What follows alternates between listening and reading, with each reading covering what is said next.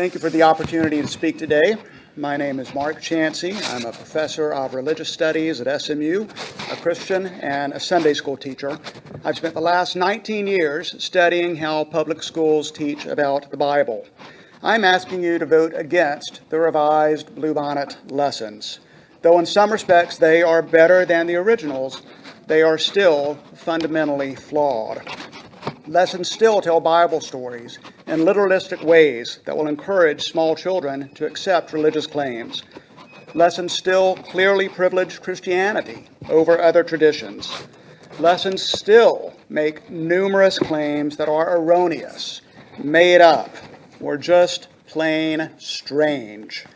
Unfortunately, it is clear that the TEA contracted with people to write lessons about religion who did not know the material and did not treat it responsibly. For example, materials defend the accuracy of the Gospels with a dubious source and a bad argument. Materials get Paul wrong, presenting him as some sort of agent of Roman power. They get the 23rd Psalm completely wrong by misapplying the conventions of modern English poetry to an ancient Hebrew poem. They get Esther wrong by adding things to the story that are not in the Bible, like references to Esther's faith in God. The book of Esther never mentions God. Or references to the theme of religious freedom. The book of Esther is about survival. It is not about religious freedom. I'm for teaching children about religious freedom. I am against distorting Bible stories to do so. I'm also all for public schools teaching about religion in age-appropriate, accurate, balanced, religiously sensitive ways. Unfortunately, these lessons do not do that, and I hope that you will vote against them. Thank you. Well, I just wanted to ask you, you certainly make a number of good points about the privileging of Christianity over other traditions in the amount and depth of coverage. Are you concerned about violation of the Establishment Clause, which states that the government is not to privilege one religion over another, or that very clear warning? Does that make you concerned about just the practice of bringing in religious traditions to teach in the public schools? I'm very concerned about potential violation of the Establishment Clause. It's not teaching about religion that's problematic, it's the way that these lessons teach about religion. So, I mean, it's just, if I know everyone has looked at the lessons. There are more lessons devoted to Christianity than to any other tradition. There are more lessons about Jesus. I mean, there are barely any references to the major figures of other religious traditions. There are more lessons about the Bible. There are no lessons about other sacred texts. So purely by the numbers, K through 5, these resources as a whole very clearly, explicitly privilege Christianity. They give more attention to Christianity than to any other tradition. The revisions helped out a little bit. I'm grateful for those revisions, for those that were made, but they in no way correct the structural imbalance and the lessons as a whole. I also noted that you found some errors, and do you think that perhaps one of the problems or issues with this is that if the public schools are teaching religious doctrine or discussing those fine points, that it's really beyond their scope of what they should be teaching at this level? So I think there are several things going on there. One, some of the lessons, especially those that talk about Bible stories, tell those stories in a very, very literalistic fashion. And I think very young children are going to hear those claims and take them at face value. I mean, I think we all instinctively know that when a teacher teaches a 5-year-old the creation story from Genesis, that 5-year-old child is not going to say to themselves, I am so thankful that we are learning this story for the sake of cultural literacy, but I know that my teacher in school are not promoting these religious claims. right? We all know 5-year-olds. We've had 5-year-olds. We've worked with 5-year-olds. We've taught with 5-year-olds. Everybody in this room knows that when a 5-year-old child hears a respected authority figure, their public school teacher, teach them God made the world in 6 days and rested on the seventh, that child is going to conclude what my school teaches is that there's a creator God who made the world in 6 days. It's inevitable. It's where the child is developmentally. So that's a problem.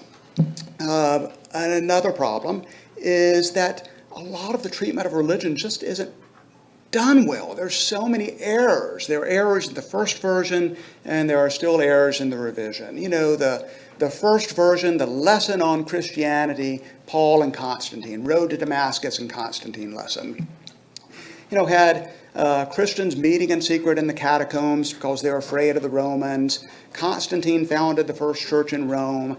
Constantine made Christianity the official religion of the Roman Empire. The Council of Nicaea determined what was in the New Testament.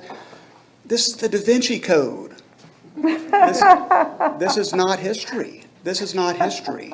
And many of those problems remain. You know, still, that lesson on Paul and Constantine. The writers appear to not even know that Paul was Jewish.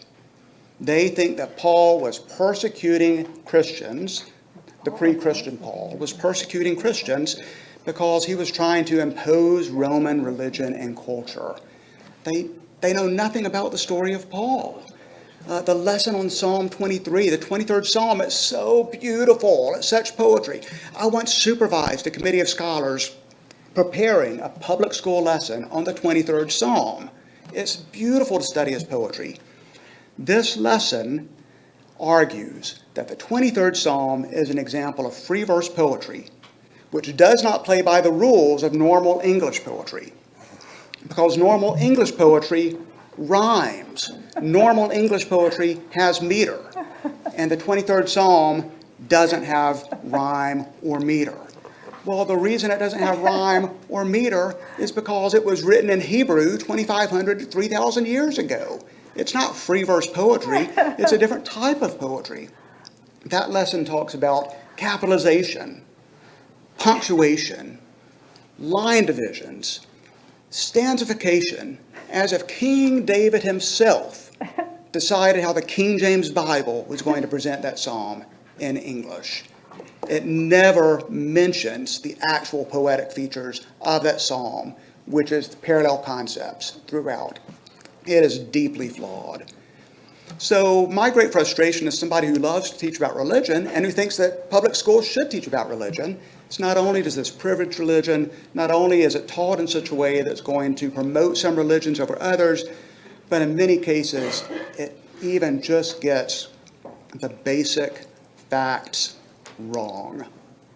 I just have one last question, and this isn't asking in the area of your expertise, but would you suggest that these kinds of issues are not developmentally appropriate for students, I would say, below the high school level? I completely agree with that. In fact, I consulted with two of my colleagues in the psychology department who do developmental psychology and child psychology. And they both agreed that children are not developmentally able of making the sorts of distinctions that these lessons assume of them at age 5 or age 6, not to think that the teacher is presenting religious claims. I would also note with the question of alignment with TEKS that's come up, as you all know better than I do, right, the TEKS reserve both religion and American history and also the world religions primarily for junior high and high school, right? That's where it comes up, world history, world geography, U.S. history. And so I was puzzled why we're starting this level of detail at this young of age when the board has clearly decided that those issues will be addressed later, more appropriately in social studies contexts with older students who are able to make these distinctions more easily. Thank you. This is for Mark, too. I just wanted to say thank you for spending as much time as you did on this, and I would hope that if these materials do pass, that TEA would contact you to get your input, because I think it's very good and very important. So I just wanted to say thank you. Thank you. I appreciate that. Free verse poetry, what grade level? Off the top of my Fifth? head, the free Okay. verse grade level, is that 5th grade? Because I was kind of thrown off with that too, with the, thank you. Sure.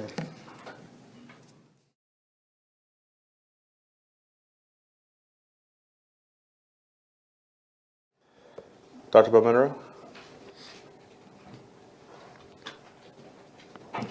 Thank you, Commissioner Morath, for that good news about math. I don't know if you've been listening to media about Texas, but we're famous now.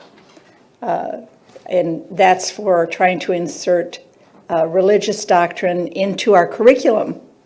So I am hoping that you will lend a gentle guiding hand to instruct people in the nature of the Establishment Clause, saying that we shall not establish a religion, and that's an important feature of our nation. Many people came to the United States to get away from religious persecution, not for not being Christians, for not being the right brand of Christian.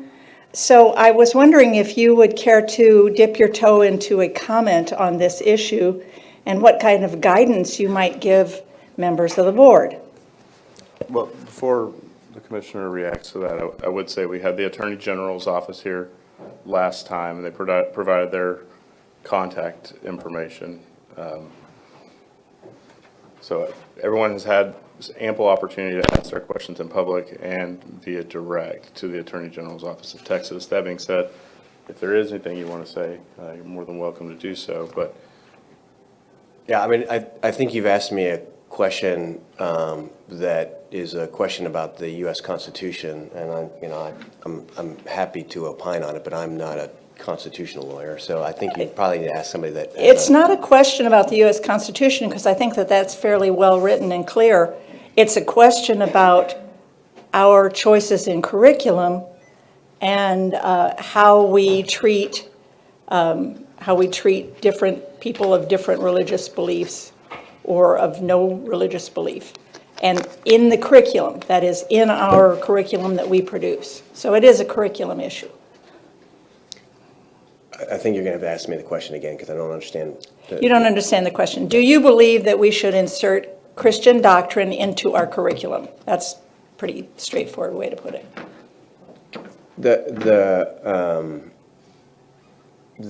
Again, I think the nature of the Establishment Clause implies a variety of requirements of public sector entities in the United States. There's a bunch of Supreme Court rulings on it. The question that you have phrased seems to imply that there is something that it has some sort of doctrinaire element to it in instructional materials. I have not seen materials that, to me, do that.